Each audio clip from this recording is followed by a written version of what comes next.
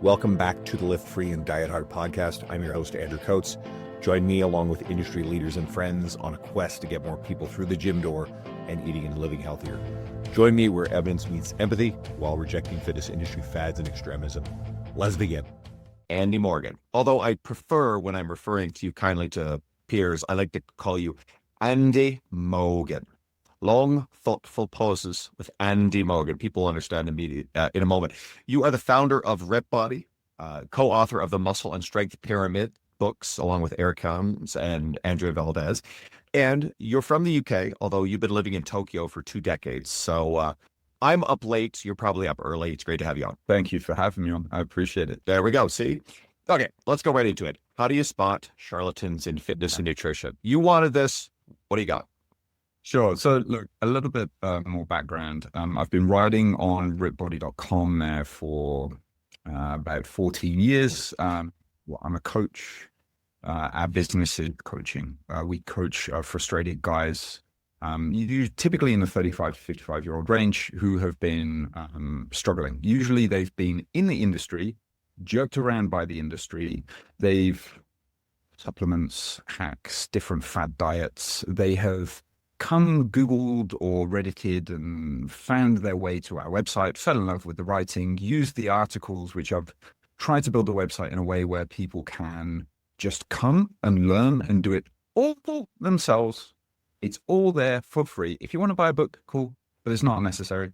Like, I have enough people buy books to keep me in fresh undies. It's wonderful. I think the internet's absolutely magic. But, you know, we emails from readers, like in Brazil, I had one the other day, and the guy was like, oh, I've lost 60, 70 pounds with your stuff. It inspired me to actually become a coach myself. It's like, oh, amazing. Like, that absolutely set me up for the day, right? So coaching is our bread and butter. Again, we've been doing it for 14 years. It came from a place of me being frustrated with my physique way back in the day.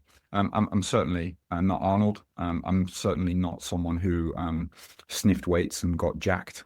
It's been a struggle the entire time. And I went down many different rabbit holes where I felt that I was just messed around by the industry. And then because of that, and because of the pain that I went through, I didn't want others to go through that pain. So I started writing. I was writing in English. I would also write in Japanese because I was living in Japan at the time, because I wanted there to be a Japanese language resource like the English language resources that I was seeing, mainly based in the States, that could help my friends in Japan not get ripped off by the supplement industry and all the charlatans out there. And that turned into a career in the industry when people would reach out and ask me if I did online coaching. So it's kind of by accident. And I've just been running with it, running super fast downhill, trying not to fall on my face. And I'm still going somehow, and absolutely loving it. So that's my background. Those are kind of my biases. So that's important to bear in mind for anything that I say moving forward. So I'm not a researcher. I am not a scientist. I am not someone who is in the gym every day coaching people. So there are holes in my knowledge that you also need to bear in mind as well. So. But that's a perfect cue into why you are so passionate about helping people spot charlatans and charlatanery. Yeah. Like, you know, so it's a big problem, right? So if you don't know how to spot this, then you're forever going to fall prey to these people. And the longer that's happening, the more time and the more money that you'll lose. And the risk is that, and the real sad thing is that people, they get sucked in, ripped off and spun out. And then instead of finding a better way, a more data-driven, logical, evidence-based approach, they end up just thinking, hey, this fitness thing, this health thing, this longevity thing, right? This isn't something for me. This isn't something that can happen to me. It's something that only happens to other people. F it, I quit. And that's a really sad thing. This episode is brought to you by Macros First. I've always struggled with nutrition tracking apps, even the slightest hassle or friction, and it breaks my habit. That changed with Macros First. When I tried it, I told my friend, the founder, Jacob, quote, this is, well, let's just call it a certain other app on steroids. It's the easiest app to use, and it has a free barcode scanner, which if you use tracking apps, you know this is a really big deal. I recommend Macros First to all my clients and friends, and even had them sponsor my 2024 conference. Here's an example feature I love: auto-calculate food portions. Let's say you've got 30 grams of protein left for the day, and you're thinking, how much chicken breast do I need to hit that? In other apps, you're left guessing serving sizes, hoping you get close to your 30-gram goal. With Macros First, just tell it the target you want to hit, and it tells you exactly how much to eat. No more macro Tetris. Other apps ask, how much do you eat? Macros First also lets you ask, how much should I eat? Macros First is free on the Apple App Store or Google Play. And if you use the code Andrew, all caps, my first name, you'll get an extended free trial of Macros First Premium. That unlocks a bunch of features that make tracking way easier and faster. And so from that perspective, I think it's super important that people do understand how they can spot charlatanry, right? And it comes up, like there are a few things that you want to look out for. So first, they tend to promise fast results, usually without sacrificing effort or time, or certainly money.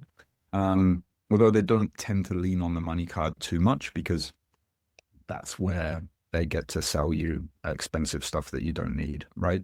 So if someone says that you can get shredded in 30 days without changing your diet or lifting properly, or frankly, that you can get shredded in 30 days if you're not already ripped, right, then it ain't going to happen. Like, they're full of shit. Move on. This is the if it seems too good to be true, it is philosophy. Like, it's absolutely rife here. Like, when you're looking at the latest crypto/meme coin, and you're looking at that with a bunch of heavy skepticism, despite not knowing necessarily how crypto works or anything about that specific coin, when that's like, there's a strong whiff of bullshit there, right? This is that, like, spidey sense that you have there, you can have it for this fitness stuff as well, right? And that is, if it seems too good to be true, it is. These people tend to focus on hacks. Anyone who uses the word biohacking, generally full of shit. They'll try and sell you powders or expensive protocols, complicated protocols. There is nobody that either of us know that failed to achieve results because they didn't take a supplement. They were always going to achieve incredible results. That's profound. Like, even that statement in isolation is profound. Yeah.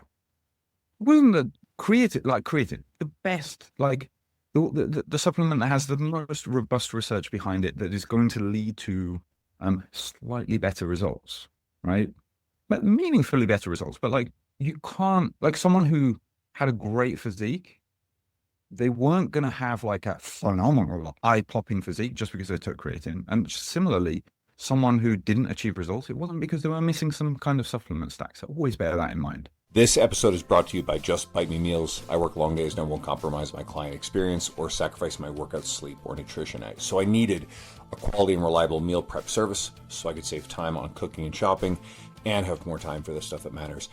Net out the cost of groceries, and the service isn't as much as you might think. And regular impulsive food delivery apps, eating out, that costs way more anyway.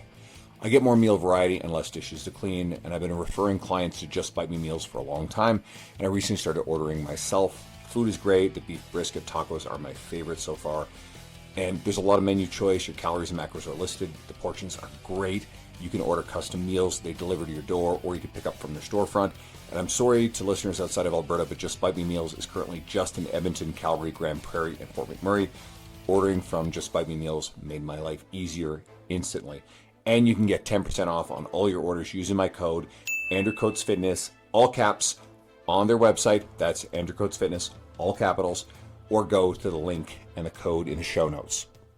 Usually when you're looking at these people, if you follow, they're not always going to say it up front, but if you dig and look at how they make their money, if it ends in supplements, well, then that's a red flag that you probably can't trust them, because they're biased, right? Their biases are going to get them. Next point, they talk a lot, but they show very little, especially long-term client results.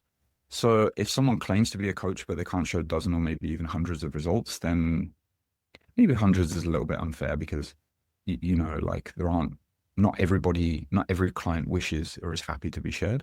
But if they're a coach, they've been doing it for a while and they can't point to dozens of actual results, then they're probably more of an influencer than a coach. And you know what? That's a tricky one because I'll add nuance. Because I know for me, I don't do the before and after thing. And in fact, I think that it sends a signal to the kind of clients who want to work with you that you're not going to just take photos of them and use them for your marketing. So I think there's obvious nuance, but at the same time, I try to put up video of my clients lifting, and I actually like to show people being strong, which is the type of results I want. And Larry, of course, is the poster child for anybody who sees my media, right? And there's a lot of my clients just like quietly want to exist, and I would actually kind of like to share more of them. They don't want to be on camera. All good. But there's a bunch that I try to share. And, I've been doing that for so long that I think that's solid. But I think that almost is more attractive now than necessarily just the before and afters. I think the before and afters can be great, but I think as a social proof, I think there was a time, I remember Renaissance periodization would have walls and walls of them. But then you get these influencers that were stealing them and posting them, which is also a problem.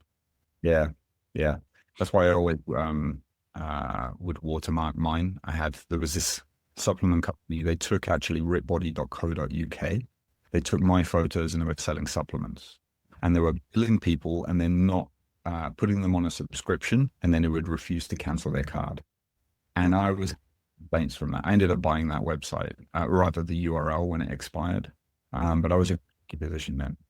Okay, will dial back what I just said, and I'll say, if you, rather than showing long-term client results, if they can't show a bunch of happy people, whether that be in video form, whether that be photographs, whether that just be text testimonials, or like, hey, yeah, you could speak to this if you're in person in the gym. It's like, yeah, no worries. 1 second.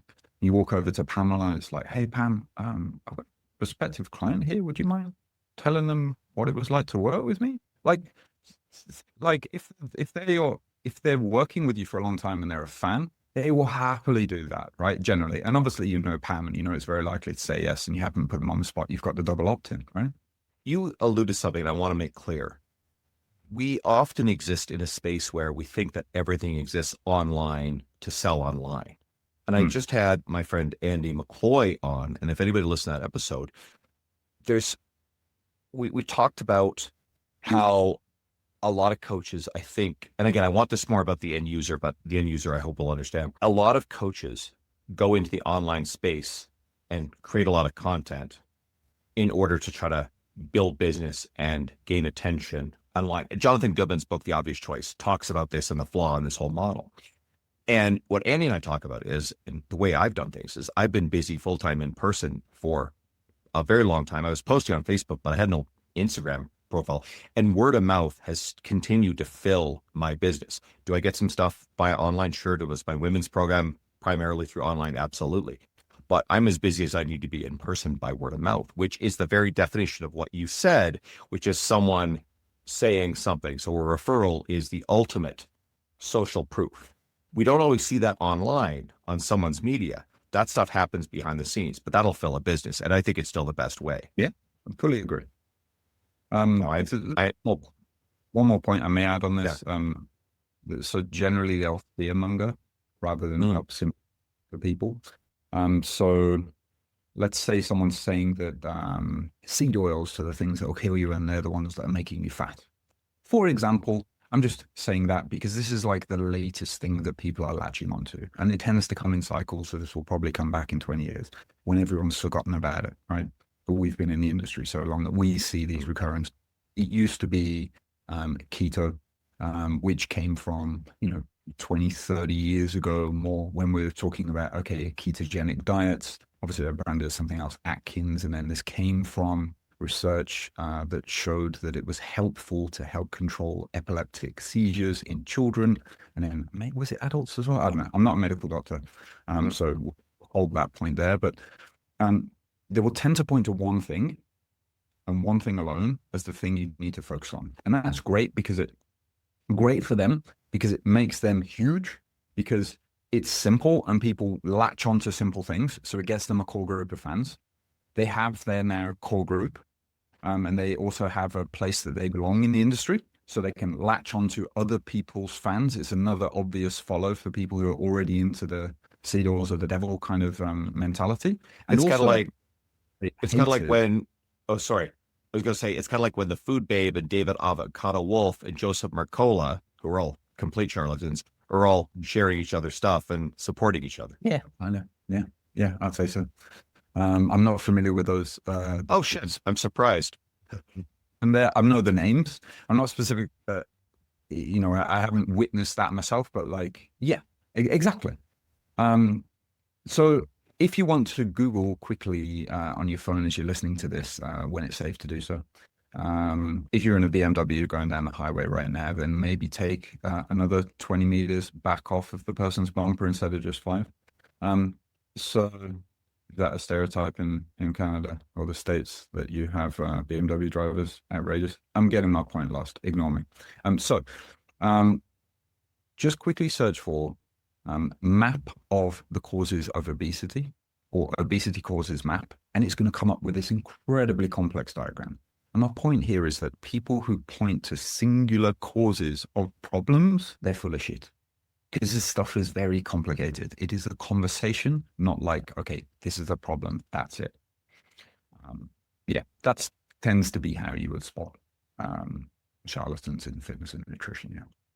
I find it fascinating to even imagine where the charlatans come from. So, and I think this might help the end user recognize why some of them are so compelling. Do you think that a lot of these people come right out of the box and go, I'm going to rip people off? Or do you think that it's a slippery slope that well-intentioned people who themselves have been duped and misguided into things? Or I think, and I talked about this with Sean Hyson, but we can use the carnivore diet as an example, where someone just feels shitty because there's something in their nutrition that just isn't super great. Or maybe that they've been hypercaloric and they've gained excess body fat over time. They just don't feel good. They're metabolically unhealthy. And then they strip out a lot of calories, but maybe there's some sort of FODMAP ingredient along the way that just makes them feel kind of rotten all the time. And all of a sudden that goes out. A lot of babies go out with the bathwater on that one. And then they just feel better on carnivore. And all of a sudden they're converted. They're going, this is the greatest thing ever, irrespective of their long-term blood work that might not get so pretty. So do you think sometimes it's well-intentioned people who just fall down a slippery slope? Yeah, I do. I would say that people tend to fall into one of 3 buckets. The quote-unquote charlatans. There's the naive enthusiast. I was one of these. I'll come back to that in a moment. There is the opportunist. And then there's also the clout chaser. So let's dig into these, say, 3 personas. So the naive enthusiasts, so they get results for themselves. They don't necessarily fully understand why it worked, but maybe they think they do, and they jump straight into selling advice. So this is well-intentioned, but they're really playing coach without paying their dues, and they don't know what they don't know, and that's a problem. Now, I said that I was a naive enthusiast, and really this is how I got my start in the industry. So I had come from this place of being very frustrated with my physique. I went down a route of eating 6 to 7 meals a day, never going more than 2 to 3 hours without having any protein. Yeah, you're raising your hand there, right? I've been there. Yeah, it was a thing. Like, I was someone who had fought for all of my mediocre gains, like of training over those last 8 years. Because I was, 6'2", but about 150 pounds, right? When I started out going to the gym, like I was very skinny, and I was scared that if I didn't eat protein every 3 hours, like my gains were going to go away, and I busted myself for these mediocre gains. So I would, even if I go for, say, long motorbike rides, I'd wear a fanny pack. I would put in that fanny pack a half-liter bottle of water and a protein shaker with a scoop and a half of whey, because I had to have it. Otherwise I'd go catabolic and lose my gains, Andrew, right? This is scary. Okay, so I'd been totally brainwashed there. I would then went on the internet, and the internet, specifically bodybuilding.com, it said to me, well, you know what you're missing? Your pre-workout, your post-workout, your dextrose, you're missing the creatine, you're missing a different special kind of creatine, you're missing this, you haven't taken that. animal pack. Geez, you're taking just a multivitamin? You fool. What you need is a whole pack of, which is sold in a big tub. Yeah. And you're seeing my good friend from university, Frank McGrath, the bodybuilder with the crazy forearms, in those animal pack ads, right? That's where he was. Yeah, He's yeah. an old friend of mine. Well, honestly, like this fella, like I didn't know his name. All I saw was those ginormous forearms, and I was like, well, okay, this picture equals that. Yes, yes, yes, please.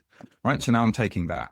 And then they started coming out with, say, animal cuts, which was a different pack of multivitamins that was if you wanted to get shredded. And then they had there's another one, I forget what that was. So now I was taking both, right? Because honestly, I want to get shredded. I'm jacked, right? And so I'd essentially found out at one point that this was all really a lie.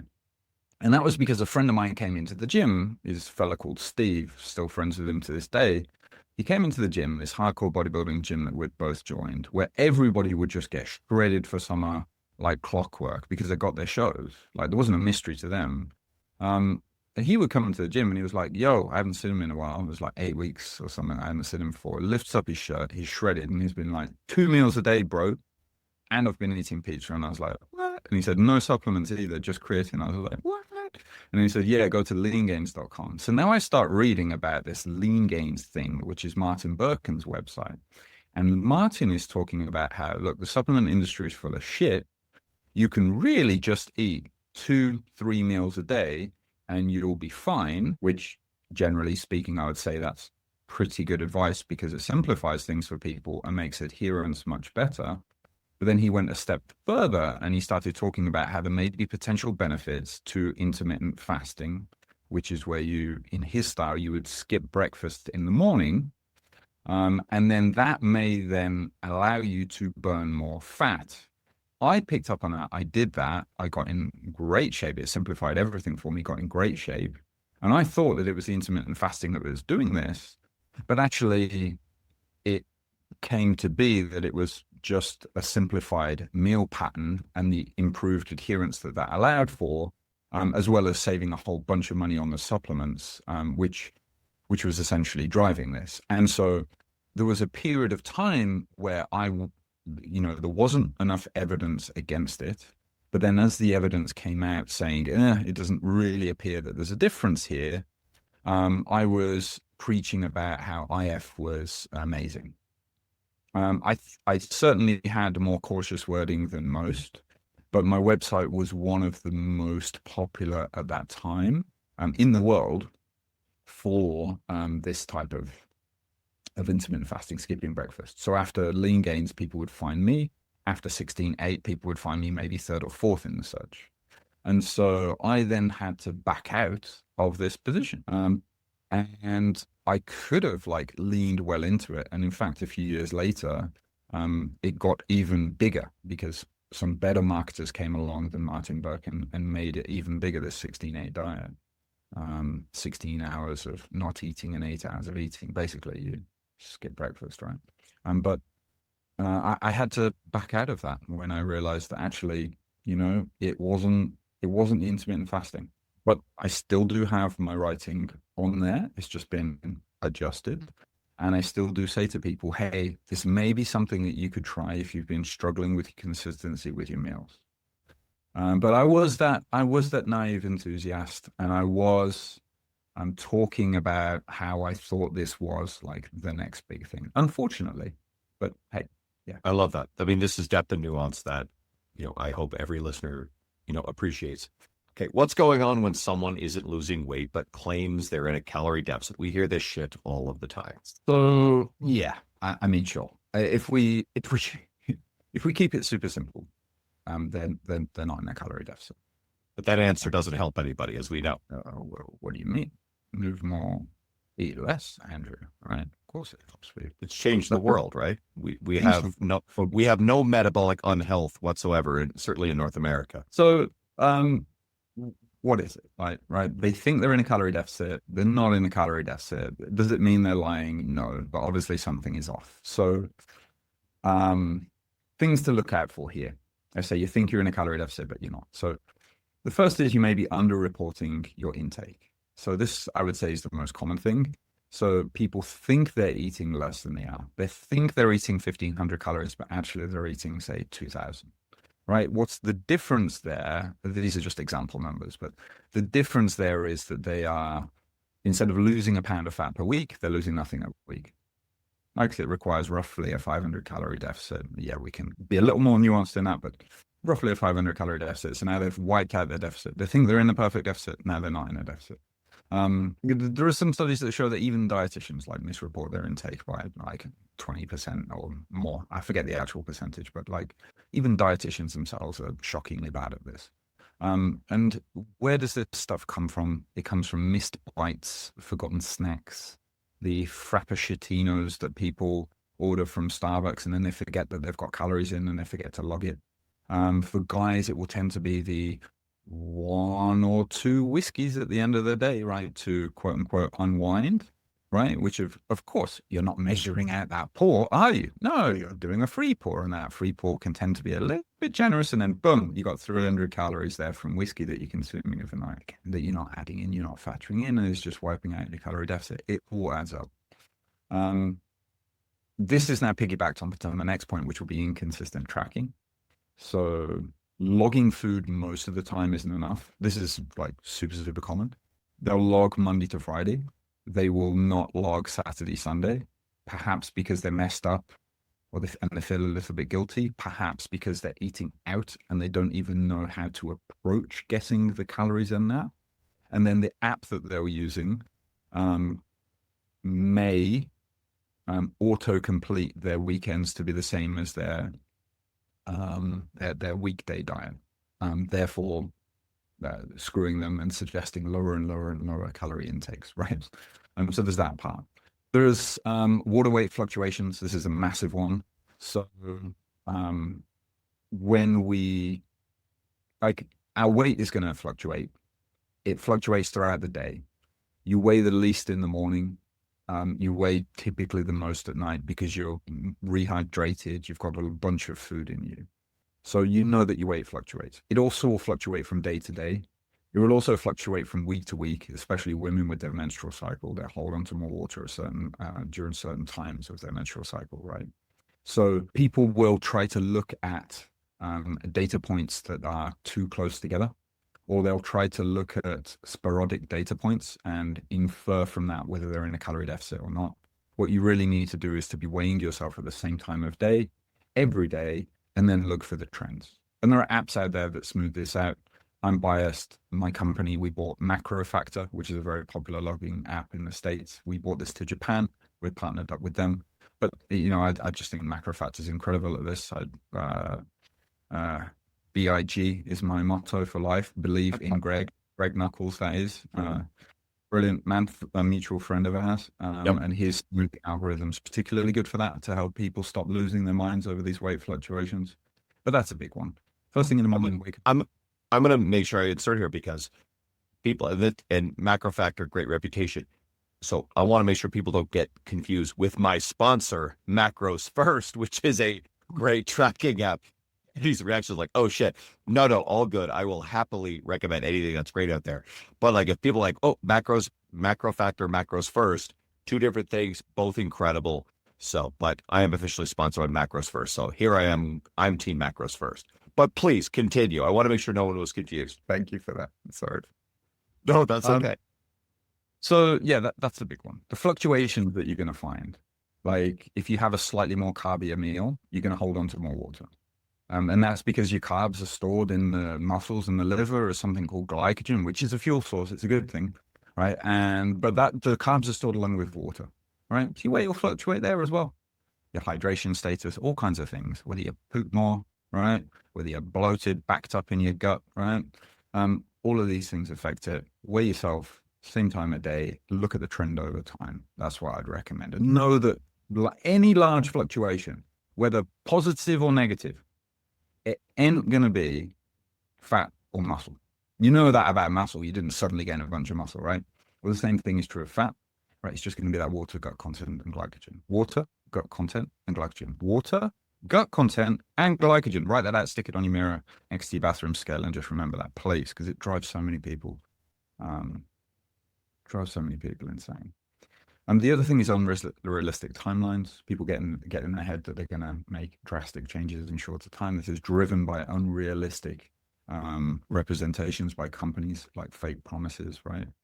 If you're achieving like somewhere between 3/4 to 1.25 pounds of consistent weight loss per week over time, that is incredible. And I'd say that's the sweet spot for most people, where they're going to find things sustainable, which is all that matters. And then lastly, it can be due to a lack of movement. So people they're using a calorie calculator, right? Calorie calculators they're based on different equations. And these equations have different levels of accuracies. They'll be derived around group averages. You will then you'll select by yourself an activity multiplier. Are you sedentary? Are you sedentary plus lifting? Are you lightly active? Are you moderately active? Are you highly active? Well, depending on which setting there you choose, which is a little bit arbitrary, you may end up with a vast overestimate. And your metabolism also may not you just may not burn as many calories as other people. So there is a band there's a range of error on all of these things.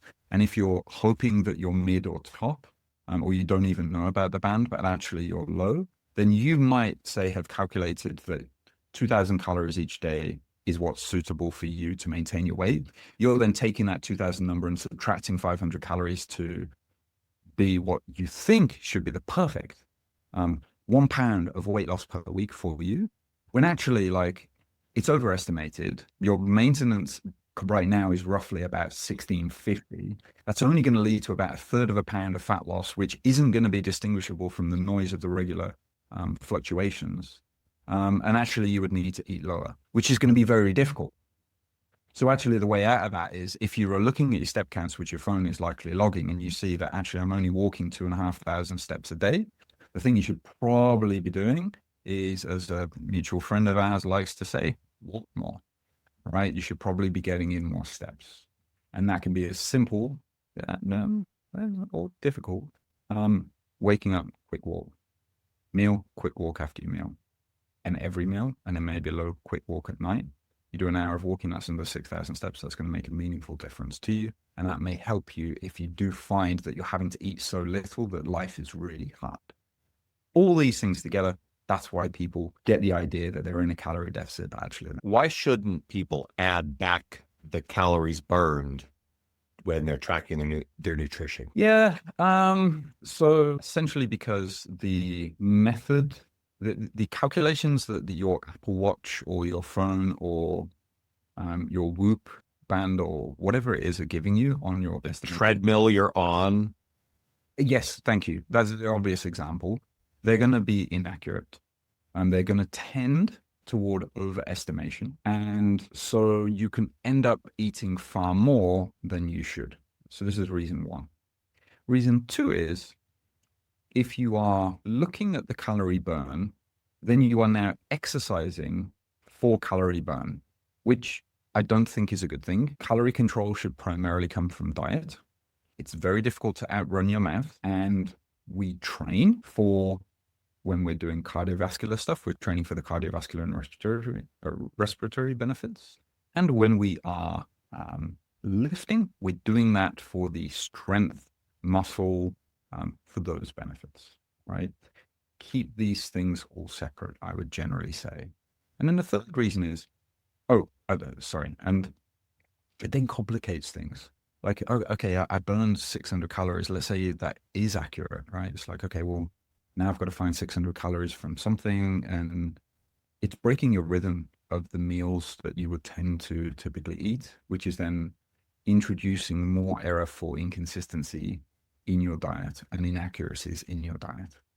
And the third thing is, it's just simply unnecessary, because if you go into the gym, say 3 times a week to lift, and maybe you're going twice to do a bit of cardio, whatever it is you enjoy, or running outside, and you're keeping that consistent, well, then although your activity levels on any given day may be slightly higher or lower, on average, it's going to be the same. And from this baseline, you can then adjust your overall calorie intake and get to where you want to be with your weight.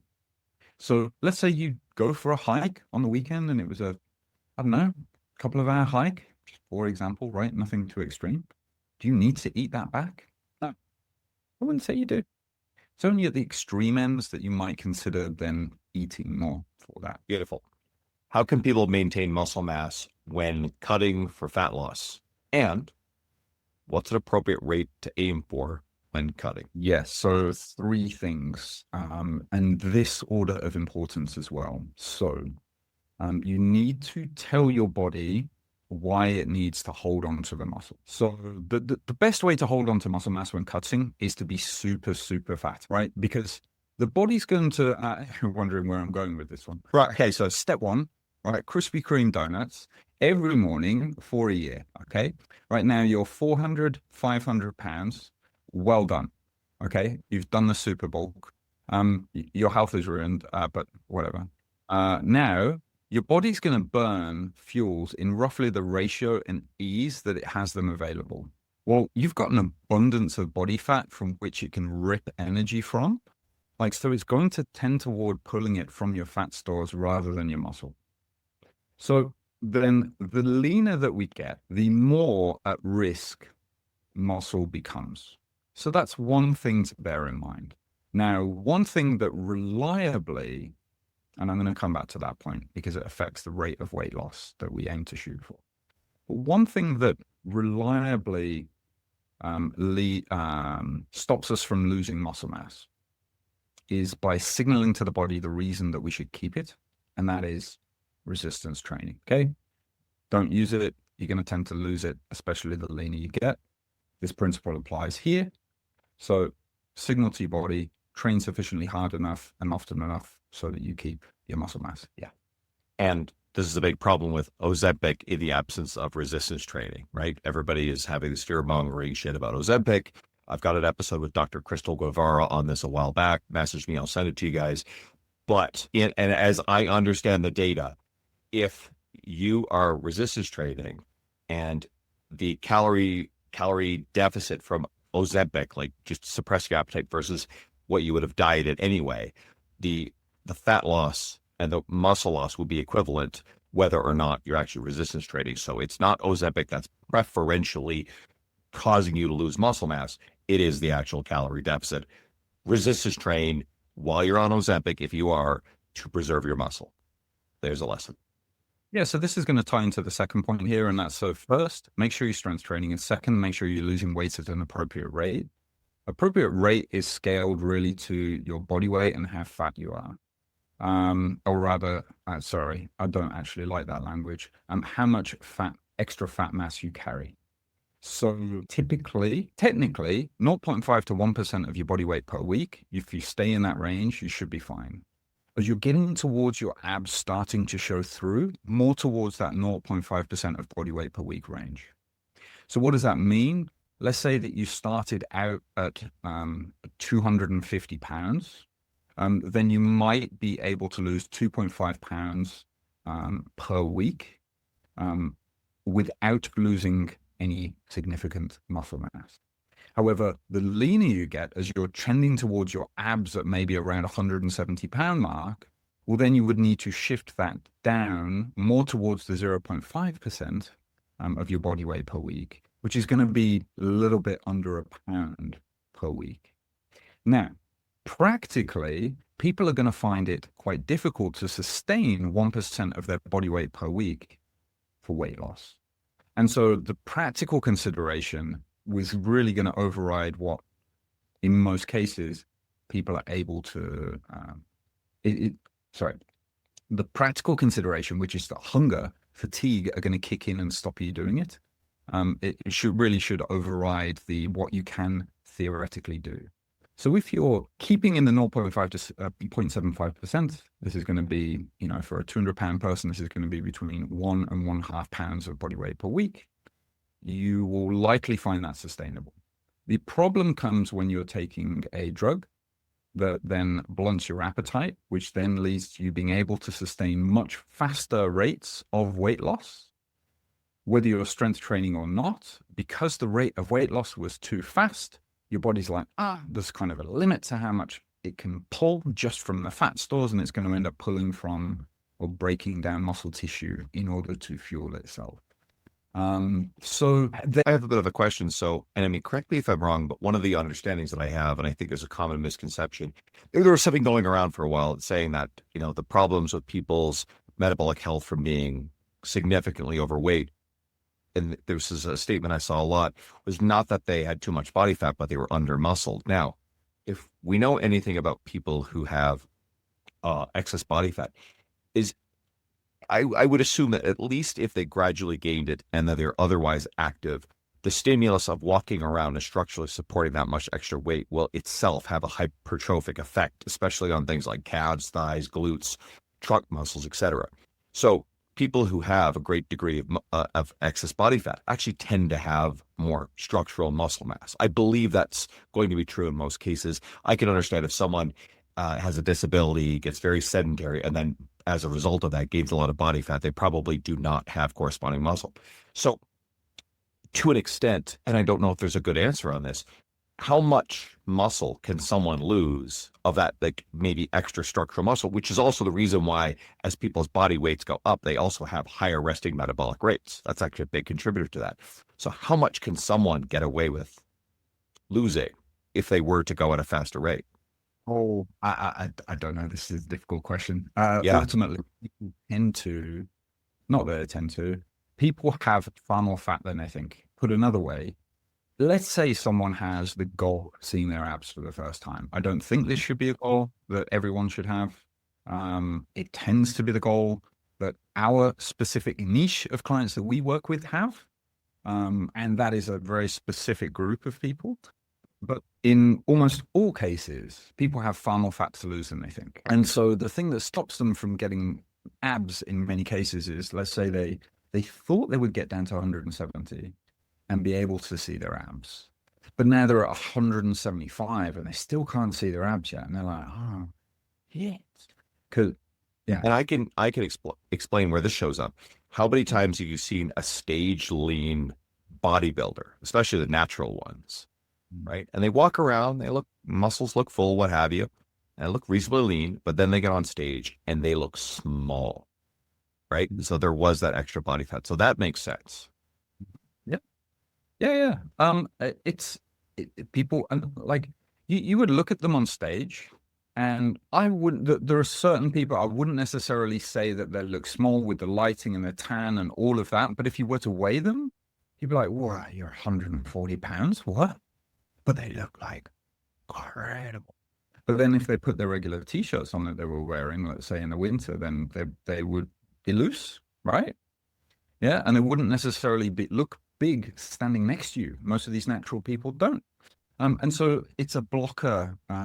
This idea that you can afford to lose muscle mass, I wouldn't really like to seed it in people's minds unless they have a lot of fat to lose that is threatening their health. In which case, I really wouldn't worry about it, because at that point, as long as you're strength training, as long as you're losing weight at a rate you can sustain, you're not really at great risk of losing muscle anyway. And so, yeah, I wouldn't flag that as a concern, but don't do anything that you can't sustain. And I certainly wouldn't lean into anything that is going to potentially cost you muscle. And the third one here, eating enough protein. So like we could get super technical with this.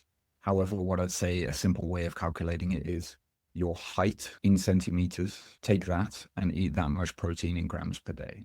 So you're about 6'8", right? No, about 6'4". So you're 192-ish centimeters. You're 6'2", are you? So you're 188 centimeters, call it 190, aim for 190 grams of protein a day. That's going to be roughly right. Now, I know that you're an absolute man-mountain unit. So in your specific case, more like 200 to 220 grams of protein when you're cutting is going to be roughly the ballpark I would shoot for you. However, most people listening, they are not absolute units with like stupid amounts of muscle, right? They're going to be more average folks. And so for those more average folks aiming to eat your height, in protein each day is a good rough guideline without now thinking, well, maybe it's like 2 to 2.5 grams per kilo of body weight. What's a kilo? Oh my goodness. Well, doesn't some of the research point to 3.2 versus 2.7? And then, yeah, well, it really depends on the cutoffs. And when you look at the data, actually, like it's more a scatter plot and fuck all of that. Excuse my French. Sorry, now you've got to edit it. I'm sorry for anyone with kids. We're good. We're good. We're good. Not to mention, you've already like lost the Americans in here because it's going to be like Eagles per square, like God, like Ford automobile or some shit like that. I don't know, but they're all inches and pounds. Actually, Americans, or sorry, Canadians even, like I still think of like height in feet and inches and weight in pounds. Like we're weird. Canadians like pick and choose between the different stuff that we do. It's kilometers for distance. We're still like liters of milk and gas, not gallons, but the height and the weight one, we still go kind of off metric a little bit, but I digress and side quest. Yeah. That's really all I got to say. So just to summarize, make sure you're strength training, make sure you aren't cutting too aggressively. And a third point, but more of a distant third, make sure you're eating enough protein. I will add in here, if you are coming to the end of the day, you realize, I've fallen short of my protein target, but I've nailed my calorie budget. Let's say you're counting calories. Should you eat more protein? No. Calorie budget is the most important thing. Just try to bump up your protein the next day. And it's a work in progress, right? It's a distant third. Protein is the distant third there. All right. Speaking of protein, the myth, whether it's 30 grams of protein in one meal is the cap, or I've heard lower. And there seems to be all sorts of confusing stuff here because I know there's nuance. Is there an actual theoretical limit? And what's the most ideal distribution, probably across a day? I'd say to be optimal. What really matters here? Yeah. So short answer, no. If you split your protein target, which we've already talked about, height in centimeters, if you were to split that over anywhere between 2 and 4 meals each day, you're golden. That's really it. Now, where does this idea come from? Well, there's this idea that we don't absorb all of the protein that we eat. This came from research that was looking at muscle protein synthesis. So this is how much muscle was created. And there's research comparing, I think it was 20 versus 40 grams of protein intake. And it would look at the differences in muscle protein synthesis over a 4-hour period. And what researchers found was that it didn't seem to make much of a difference as the total protein intake went towards 40 grams.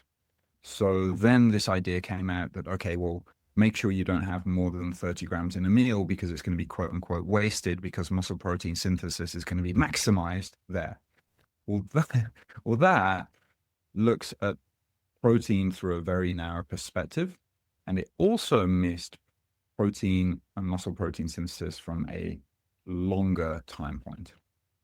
So what happens past the 4-hour mark? Now, one thing I'd like to say here is, if you have to eat 30 grams of protein at a time, and you know, quote unquote, know that you should be eating, let's say 150 grams or 210 grams a day, well, what does that mean? It means you've got to have 5 to 7 meals, which is going to be particularly difficult, evenly spaced out, which jumps right into the loving arms of the supplement industry and then wanting to sell you different meal packs or protein bars or all of this shit, right? So what's, it was very convenient. And so a lot of marketing leans into this idea that protein will be wasted. But you've got to remember that protein is not just used for muscle protein synthesis. It's not just used to create muscle. It's used for healing and tissue repair, enzyme, hormonal production, general protein turnover across the body. There's a protective effect when we're dieting to having extra protein. And sure, some of it is being oxidized for energy sometimes, but that's not wasted. Now, what happened was that Tromelin and colleagues came along in 2023, and then what they did was they looked at higher protein amounts and then over a longer time period. So instead of just looking at either 20 or 40 grams, they looked at, what was it? I've got a note here, 100 grams of protein and then they looked at the so much larger responses of protein, so different amounts up to 100 grams, and they looked at the responses over 12 hours.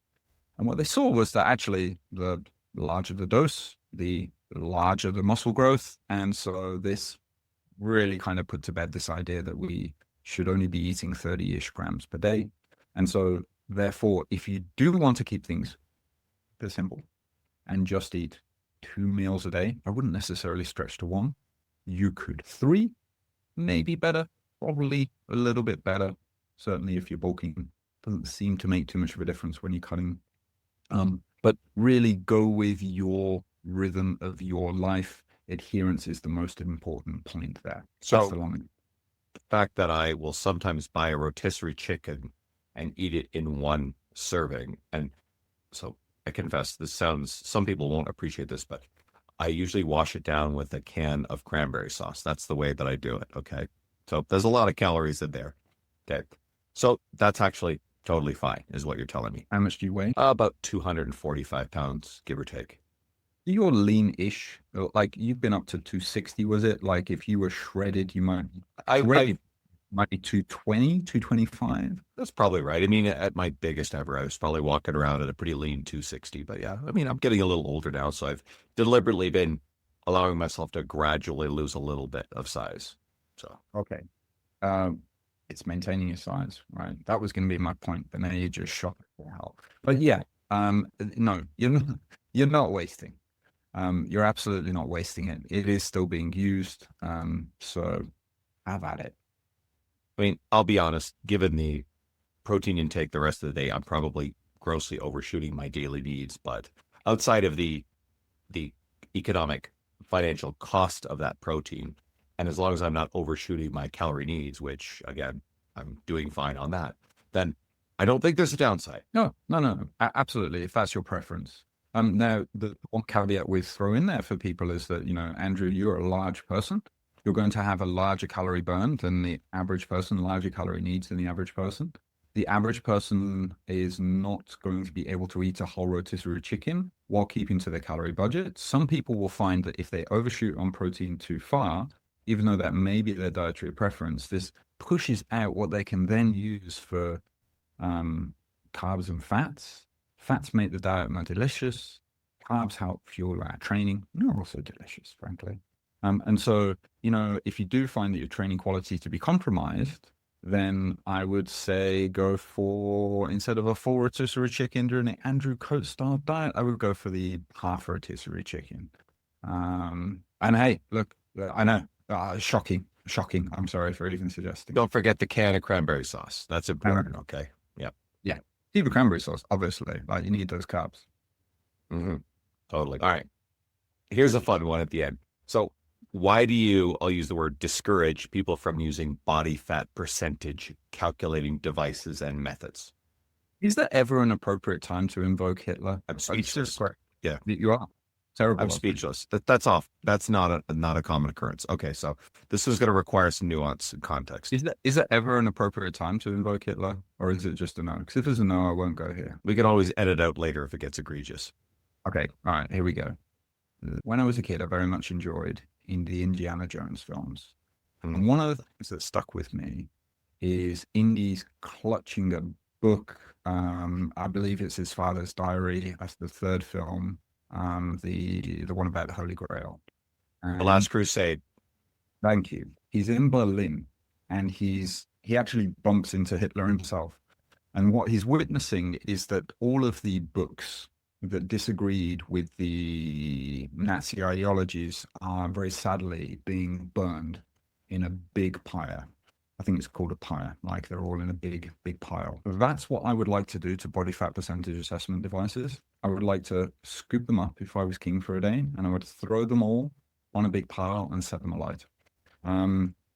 Except for people in a research lab. I would let them keep their body fat percentage estimation devices. Now, the key words here are estimation and researchers. Why? Okay, so all of the methods that we have, they're marketed to us as being incredibly accurate. The reality is that for individuals, there are very large degrees of inaccuracy.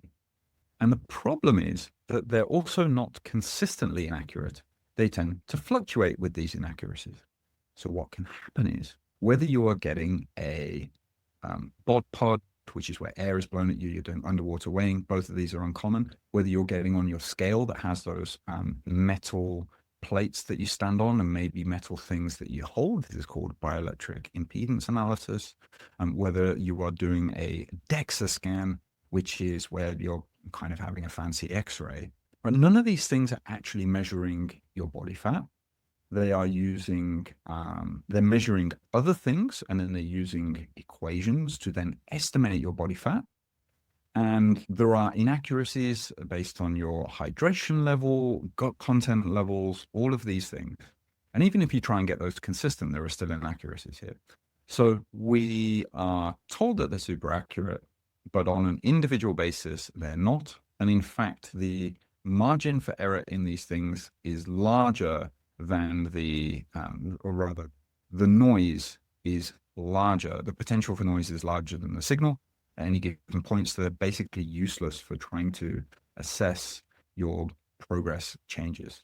So if we were to take, say, a DEXA, you might weigh yourself you might do yourself today, you might do yourself tomorrow, and it says 12%, and it says 20%.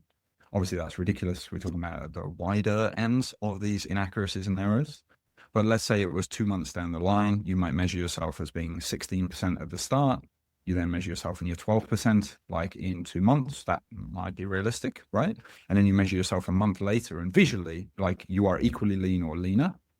But your DEXA, which has been sold to you as infallible, and it's also expensive, so you've got now quite a bit of skin in the game, right? This is now telling you that actually you're 14% today, and you're like, fuck, wow, what has gone wrong with my training? What have I done wrong with my diet? Oh, I introduced this thing, or I've started eating cod. It must be the cod, right? Because shithead dipshit on Instagram said something about whitefish, which is, I don't know, I'm making stuff up here, right? Or seed oils, right? It was the seed oils, right? And now you're trying to look at everything else rather than actually the body, realizing that it's the body fat estimation device that is throwing you off. So these devices, they can be great. Some of them can be great in a lab setting for estimating changes on group averages, but for an individual, they're essentially worthless, and they make people bark up the wrong tree. They make people lose their minds about their progress, and it's just really, really sad. It makes me very sad. All you need is to take scale weight trends, your strength in the gym, progress photos, but better than progress photos, body measurements with a self-tightening tape.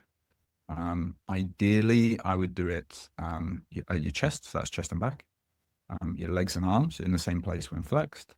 I would do it at the navel. I would do it at the waist, and I would do it also 3 fingers above the navel and 3 fingers below the navel. And that's because fat tends to generally come from top down. So as you're starting out, you're going to get more in those upper measurements than lower. And then as you're carrying on, you're going to get more in those lower measurements than the upper. So obviously depending on how lean you get. So you don't need any of these devices, and they're more likely to throw you off and cause you a headache than anything. So that's my mini rant on body fat percentage devices. Well, I love how you started the episode by, highlighting the problems with absolute language, and then it lends credence to just how, a statement like worthless, but it just shows the strength of your breakdown and argument of it. So we'll have some fun with you there. And the whitefish thing, you made me think of the old bodybuilder belief that tilapia thins the skin. Every bodybuilder that I know used to believe that bullshit, right? Thins your skin out. Yeah, that sounds actually kind of terrifying in retrospect. Everybody can find you on Instagram at Andy_ripped_body. What other resources do you want to direct people to? Ripbody.com. Just go there. If you want to take our 15-day or get our 15-day kickstart guide, just go to ripbody.com, drop your email address in the box there. So this is something I've been now working on for 10 years. I've been consistently improving it over time. You will get our training programs, which are taken from our muscle and strength training book, adapted from there. You will get the frameworks for thinking about your nutrition and calculating your nutrition. Thank you very much, Andrew. For anyone on audio, yes, I'm holding up the muscle and strength pyramid. And yep, there's Andy Morgan's name on it. So yes, I own a copy of that. We've also got then essentially a course on the mistakes that people typically make and how to avoid them so that you essentially start breaking through your plateau and kickstart a full transformation. So yeah, ripbody.com, if that interests you, of course.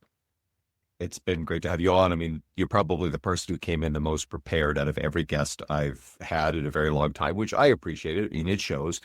And I kind of feel like people are kind of like looking at their watches going, wow, like, Jesus, where'd the time go? Because you have a captivating presence, my friend. So I love listening to you. And for everybody listening as well, please go follow Andy.